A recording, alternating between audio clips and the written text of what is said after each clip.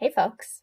So one of the things that I wanted to kind of demonstrate while creating these videos is how easy and simple it can be to design. So a lot of the things that I'm doing, I'm using techniques that you could very easily implement without a whole lot of effort. So one of those things that I do in the designs of my videos are designing them in a really simple, easy to record way. So I'm using my computer. I'm not using any fancy equipment. I am using Panopto, which is provided by my school, but your school provides probably another lecture capture tool.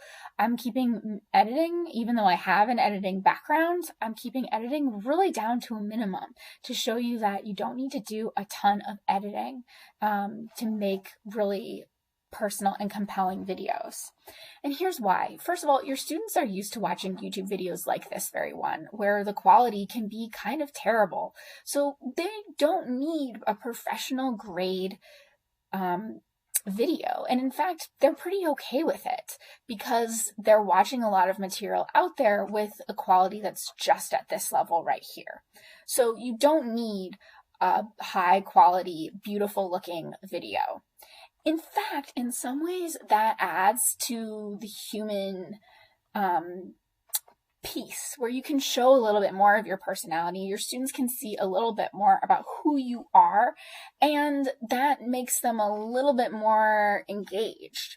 Also, just by kind of speaking the way that you normally would speak with some of your inflexes and all of that, it does make it kind of engaging in general, because when you cut out all the ums and the sometimes you come off a little stiff and robotic. So it's kind of nice to see some of your character come through without editing everything out.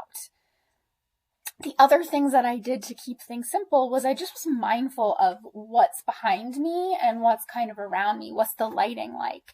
And I played around with my lighting a little bit, like trying different places in my room where, natural light might be too much. I turned lights on and off and moved them kind of around just to find a good lighting source. So it's just spending a moment in time to look at where your lighting sources are and making sure everything's not too bright or too dark is important. I personally like not having a totally white background. I like where you can kind of see something, so you can see my kind of lovely little bookshelf over here. And I like that because I think it shows folks, a little bit more of your personality. So again, making it engaging, humanizing it just in these little tiny small ways. So, you could have paintings or something behind you that just kind of shows something that maybe your students could, be like, oh, I really like that painting, or I like that book, or something like that. Just another way to engage your students.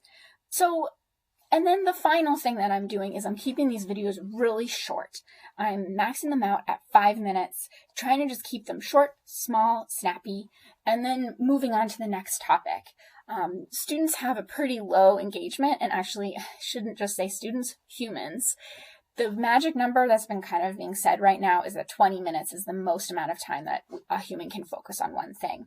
But that's just kind of it's this magic number, but it's not necessarily true for all students.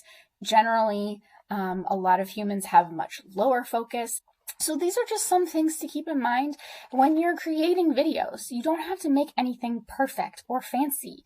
Just get yourself out there, start sharing your knowledge, and, making some small, simple things like paying attention to your lighting, and just being a little bit aware of your background, but adding some personality to it is a really great way to share some information with your students.